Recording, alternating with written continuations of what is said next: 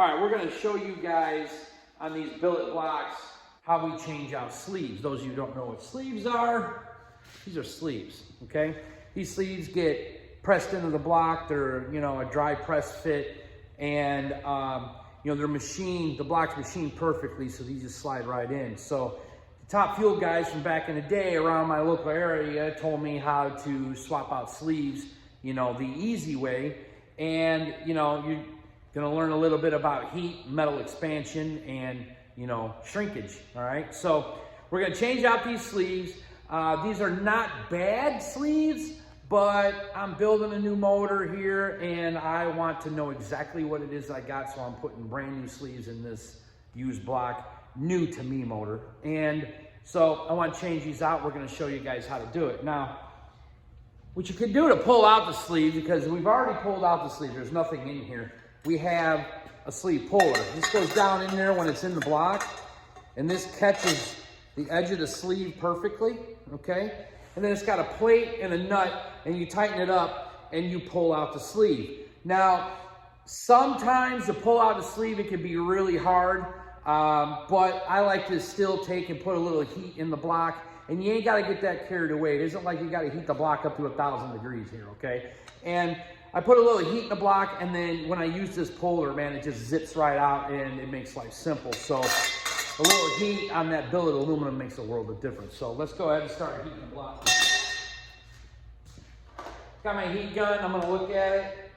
We're about 79 degrees right now. So we're gonna get the weed burner out. I like using a weed burner because, well, we'll fire. I mean, why not, okay? And this works really great. You'll be there with a propane torch on this billet aluminum, you'll be there forever, okay? And you don't want that. You ain't got time for that.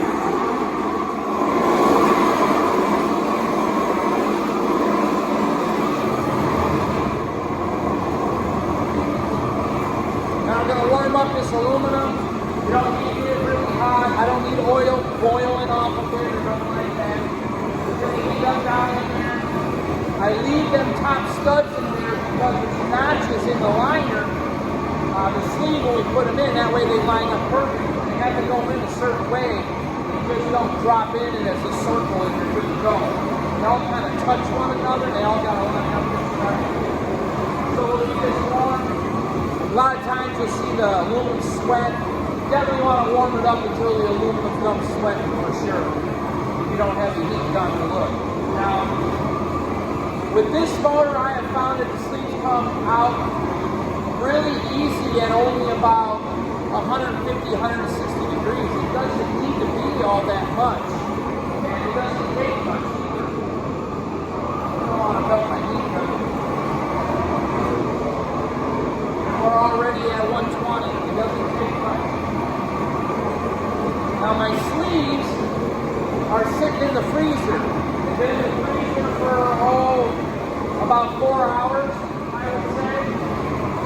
Now, a lot of times, I've had winter time doing this with snow on the ground. I just take them out of the box and throw them in the snow. And by the time I got this heated up in here, they're ready to go. They're nice and cold. Those of you that don't know, metal shrinks.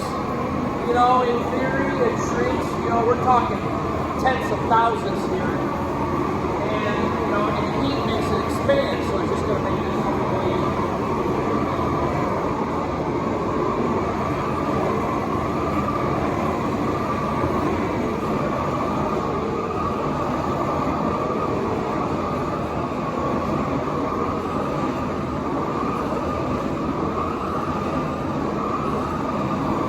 Those of you that are like, oh, you're going to work the block, you're going to work the block.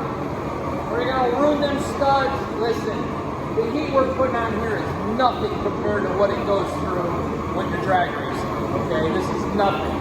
And this billet aluminum is so thick, it would take a lot more than this to warp this block. I mean, you got to be 300 bajillion degrees in colder. This is more than enough. I will say that if you do heat up a billet block and it discovers a brown color, then chances are, yeah, you went too far.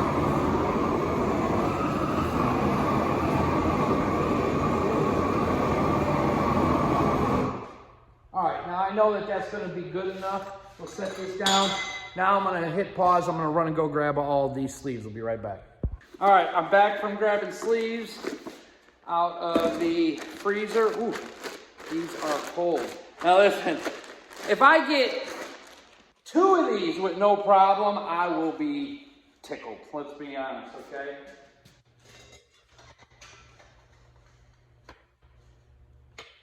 One.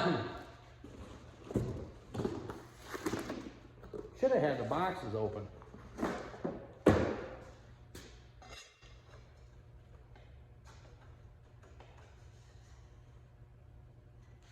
2. For 2 for 2. The other side's already done, guys. It's usually easier to do this when you got a helping hand. But we're solo today. 3. And keep in mind, if we didn't do this, you gotta beat them in, you know, or you gotta get the tool that reverse presses them in, and all of that is such a pain. When, 4 for 4. When you could do a little heat, and there wasn't a lot of heat, and the freezer makes the world a better place. This is now done. Now we're gonna let it completely cool off to nothing. Check piston to wall tolerances. Then we gotta hone it to the right finish to match the rings. And then we gotta completely clean the block inside and out, oil galleys and everything. And then we can start building my new to me 521 Hemi for the Purple Pro Mod. So hope you guys learned something today about metallurgy and a little bit about heating, shrinking, cold, the difference.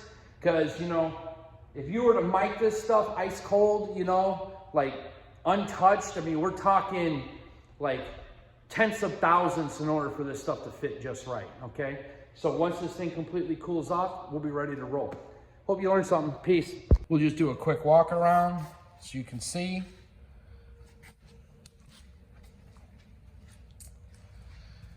And then that's it. Now you'll see these Top Fuel guys and these Pro Mod guys, you know, swapping sleeves out when they score up a piston, you know, right at the track. But you got to remember the block's warm still from running.